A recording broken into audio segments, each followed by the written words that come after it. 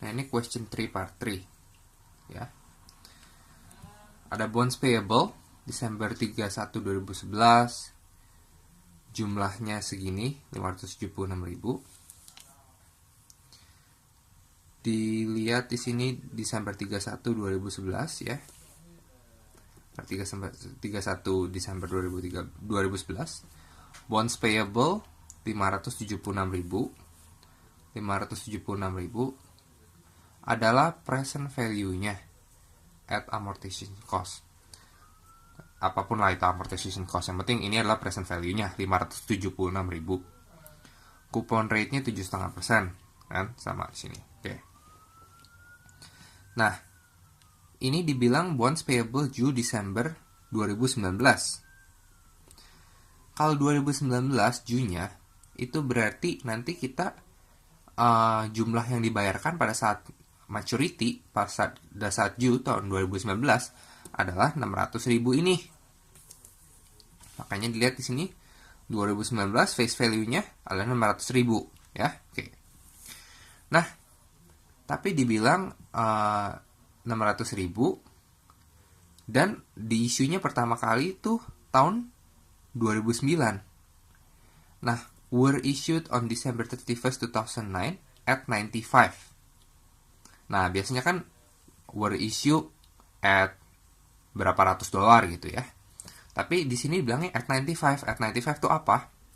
At 95 itu maksudnya adalah 95% of face value.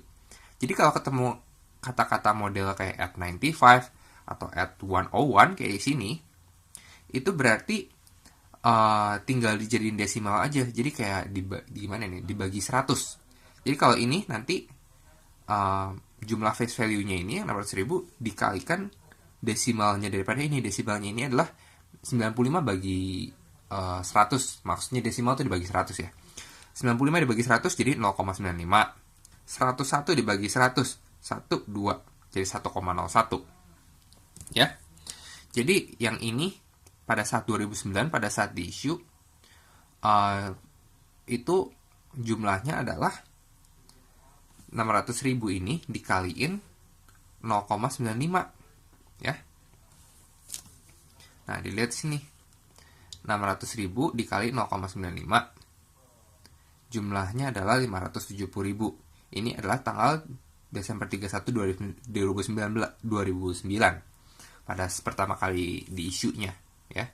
2009 kan. Nah, terus 600.000 kan yang buat nantinya pas 2019 itu bayarnya 600.000. Pada 2009 itu 570.000 pas 2009 itu awalnya. Jadi 600.000 kurang 507.000. Tunggu bentar. Sebelum itu, ini kan dibilang di sini adalah straight line, ya. Straight line method. Ini gampang berarti. Sorry.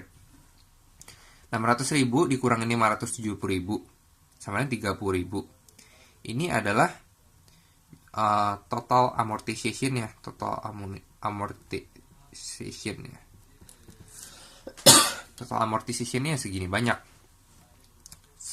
Selama berapa lama? 2019 mature-nya sama awalnya adalah 2009 dikurangin jadi 10 tahun ya. Jadi lamanya ini 10 tahun.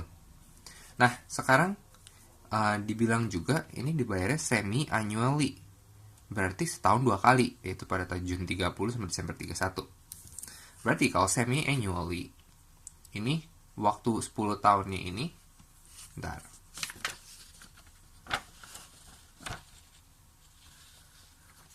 Waktu 10 tahunnya ini ya dikalikan 2. Jadinya total ada 20 payment.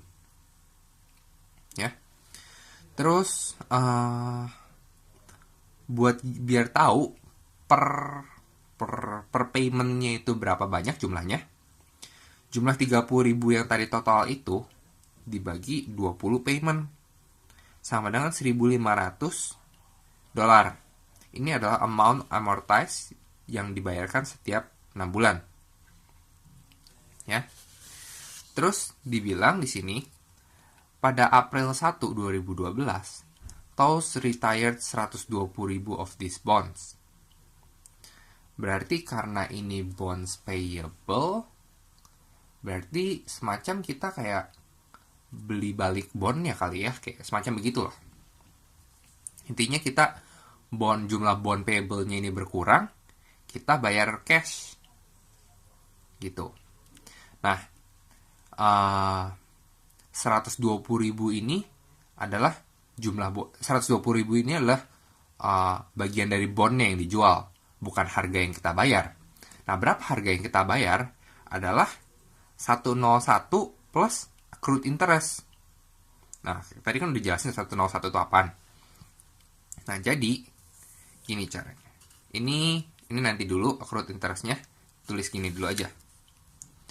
Jadi dibilang retire-nya 120.000 at 101. Caranya adalah 120.000 dikali 1,01 sama dengan 121.200.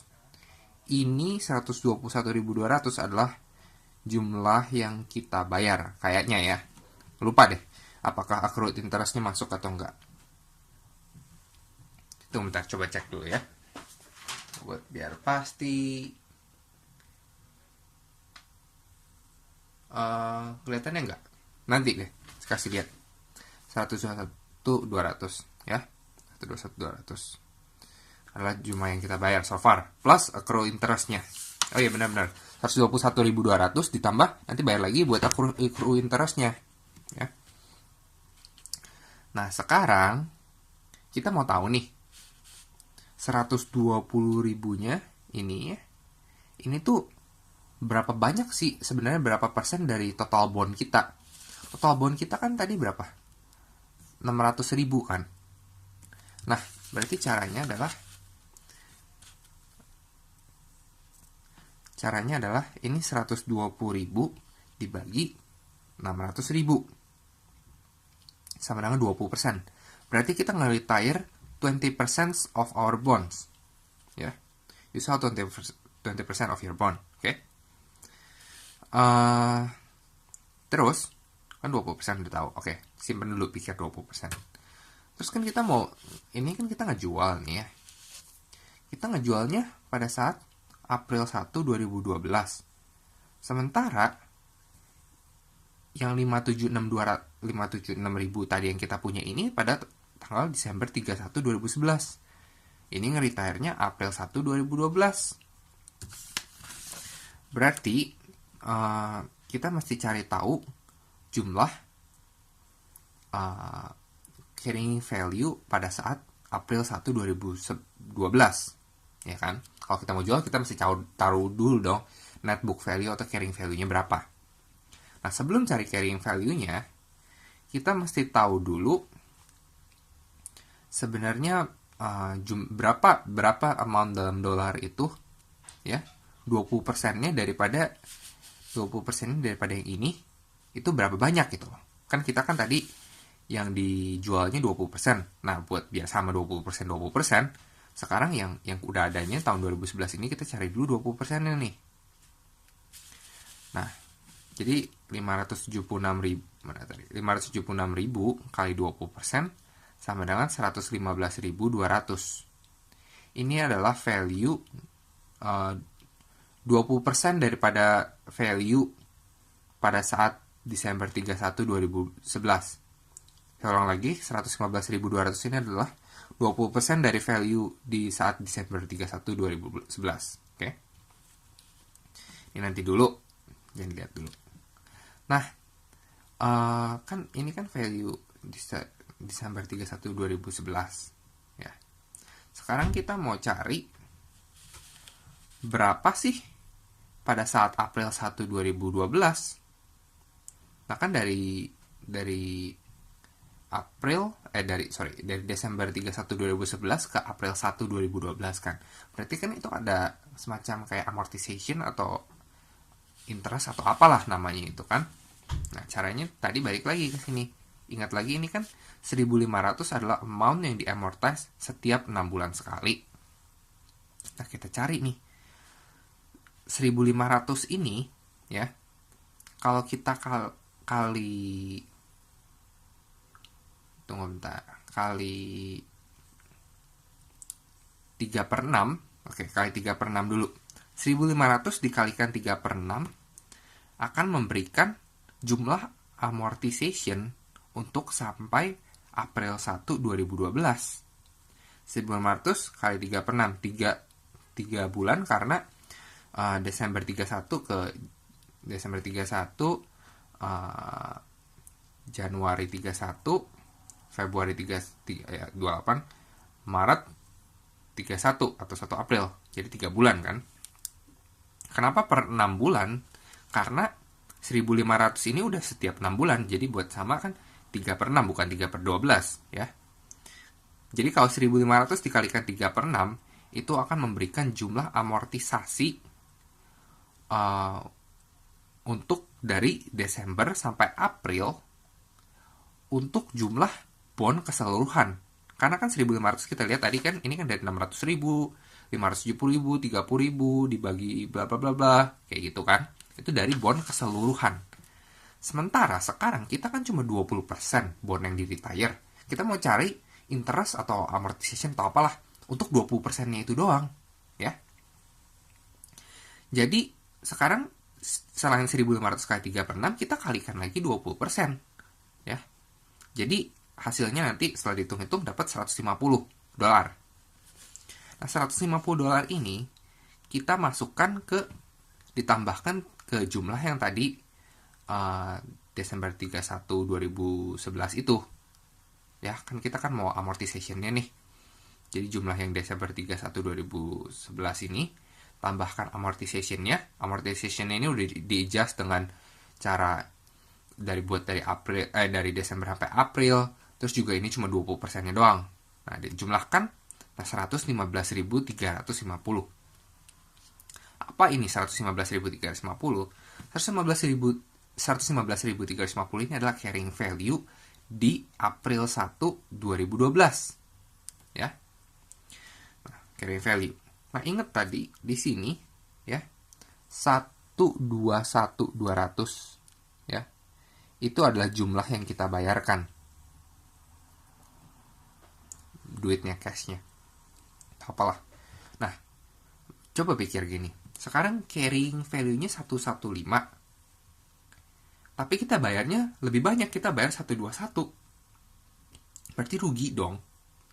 Harusnya harganya segini 115, kita bayarnya 121. Nah, berarti ada loss di sini.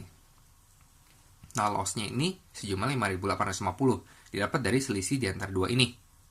Oke. Nah, sekarang journal entry-nya. Journal entry-nya kita pertama-tama tuh mesti nge-record interest. Nih, yang dikasih jawabannya begini. Interest expense 2.400, cash begini, bla bla bla bla bla. Oke. Kita lihat satu-satu. Sekarang